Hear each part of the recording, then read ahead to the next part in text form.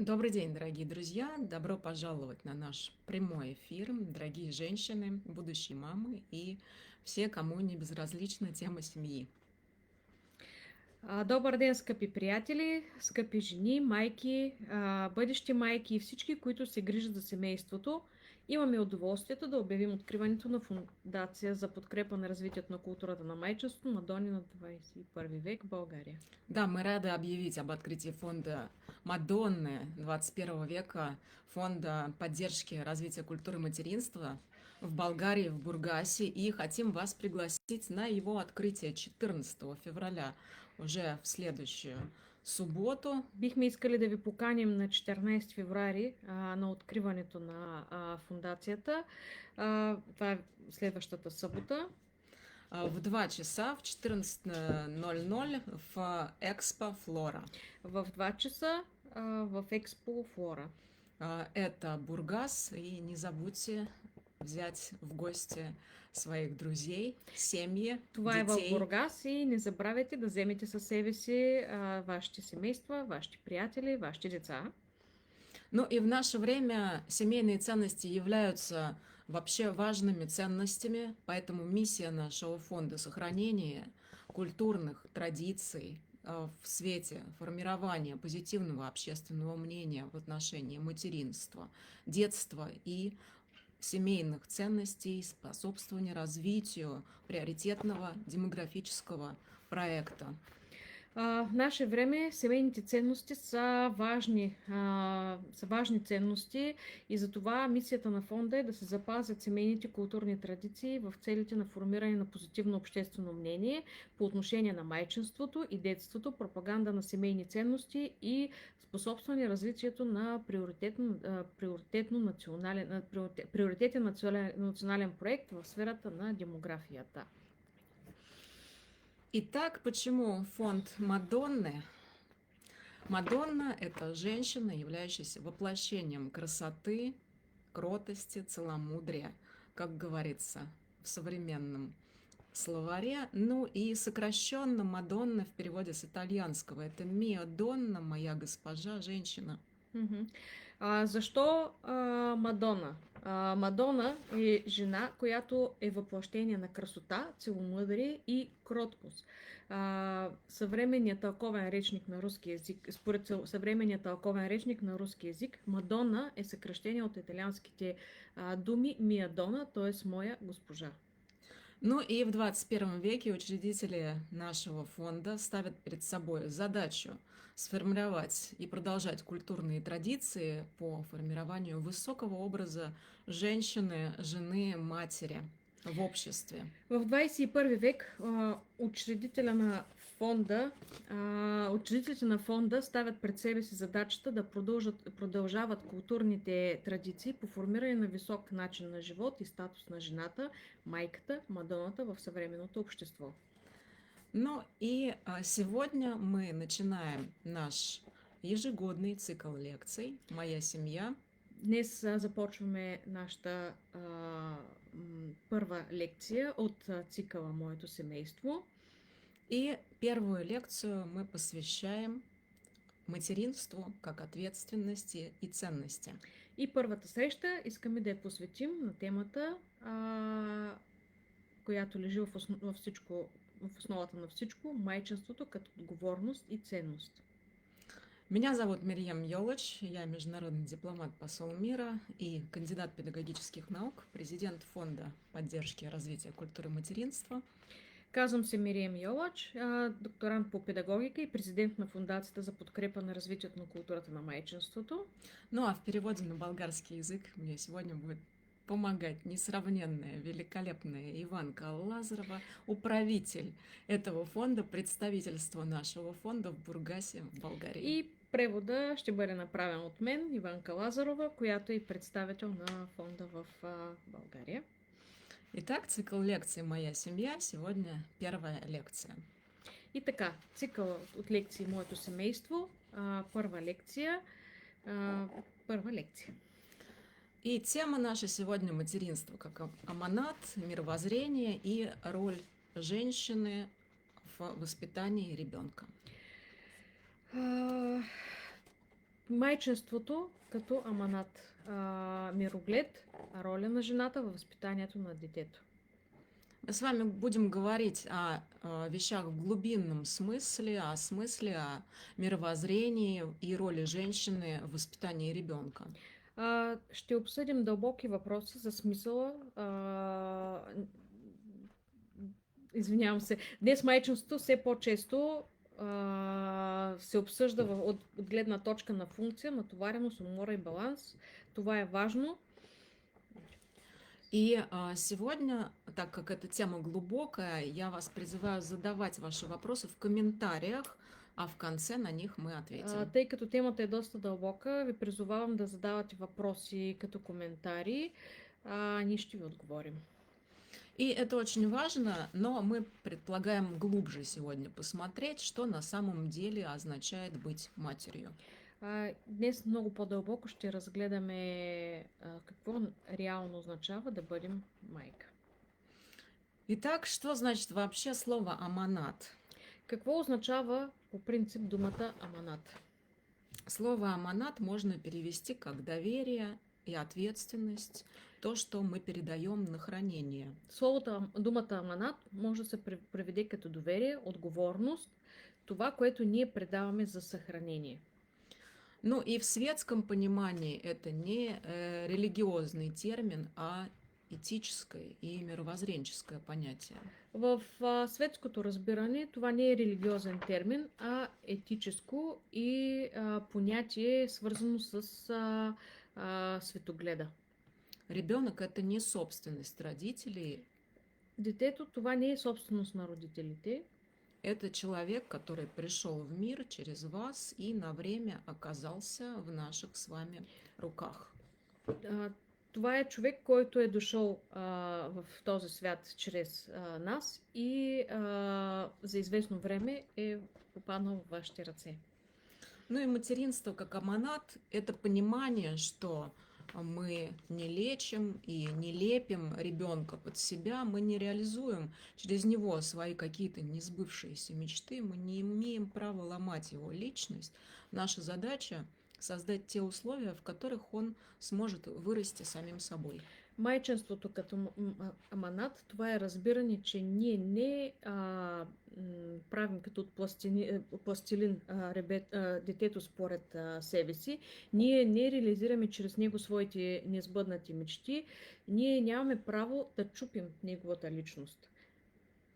Почему именно женщина играет эту ключевую роль? Нашата задача е да създадем условия, в които то може да израсне от само себе си. Защо именно жената играе ключова роля? В современном обществе часто подчеркивается равенство ролей, и это справедливо, но есть объективная реальность. В съвременното общество често се подчертава равенството на ролите и това е справедливо, но има и обективна реалност. И это первый эмоциональный и телесный и психологический контакт ребенка с матерью. И това е първи емоционален, телесен и психологически контакт на детето с майката. И именно женщина задает тон эмоциональности, климата в семье, формирует ощущение безопасности или тревоги малыша и становится первой моделью отношения с миром. Именно жената задава тон на емоционалния климат в семейството, формира усещане за безопасност или тревога, става първия модел за отношение на детето с света. И даже если мама много работает или не всегда рядом физически, ее внутреннее состояние всегда считывается ребенком. И дори мама много да работи или не винаги да е физически до детето, нейното вътрешно състояние така или иначе се прочита от детето. И женщина, как источник мировоззрения ребенка, поэтому мировоззрение его формируется задолго до того, как он начинает говорить. Жената като източник на светоглед за детето и затова светогледът на детето се формира дълго преди той да започне да говори. И ребенок впитывает, как мама реагирует на трудности, как она относится к себе, как она с близкими разговаривает, как переживает ошибки и неудачи.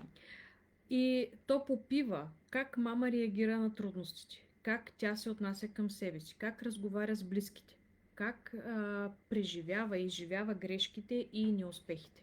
И ребенок не слышит «будь уверенным», он чувствует, уверена ли мама сама в себе. Детето не чува бъди уверена, а то реагира на това доколко мама е уверена в себе си. Он не усваивает «мир безопасен», он наблюдает, боится ли мама жизни или ей доверяет. То не усвоява термина фразата светът е безопасен. Той наблюдава дали мама се страхува от живота и дали доверява. И здесь важно сказать честно, материнство это не про идеальность, а про осознанность. И трябва да кажем честно, майчинството това не е за идеал, а за осъзнаване. Поэтому эмоциональное состояние каждой матери – основа воспитания любого ребенка. И затова емоционалното състояние на всяка майка, това е основата на възпитанието на всяко едно дете. Очень важный момент, о котором редко говорят открыто, состояние женщины, жены, матери – это среда, в которой растет ребенок. Емоционалното състояние на майката, това е основата на възпитанието. Много важен момент, за който рядко се говори открито. Състоянието на жената, това е средата, в която расте детето. Детето. На жената, на съпругата, на майката. Тази среда. Если мама хронически уставшая, она подавляет свои эмоции, живет в чувстве вины, постоянно себя обесценивает, то ребенок растет в этой атмосфере и даже если формально о нем заботятся. Ако мама е хронично изморена, то тя потиска своите емоции, живее с чувство на постоянно обесценява себе си и детето расте в такава атмосфера, даже ако формално се грижи за него. Поэтому забота женщины о себе – это не эгоизм, не каприз, не уход от материнства. Это часть нашей с вами ответственности перед нашими детьми, перед ребенком. Затова грижата на жената за себе си, на майката за себе си, това не е егоизъм, това не е някакъв каприз и не е отказ от майчинство или от отделяне или откъсване от майчинството, нали, за някакво време. Това е част от отговорността на майката пред детето. И воспитание через пример и не контроль – это одна из самых больших иллюзий, что ребенка можно воспитать словами. На самом деле ребенок учится не тому, что мы говорим. Възпитанието като пример, а не като контрол. Една от най-големите илюзии е, че детето може да се възпитава с думи. Реално, на практика, детето учи не това, каквото ние говорим. Ребенок учится тому, как мы живем, а как мы детето се дышим. учи на това, как ние живеем, как дишаме. Он учится уважению, глядя на то, как мама уважает границы. То се учи на уважение, като гледа мама как уважава границите.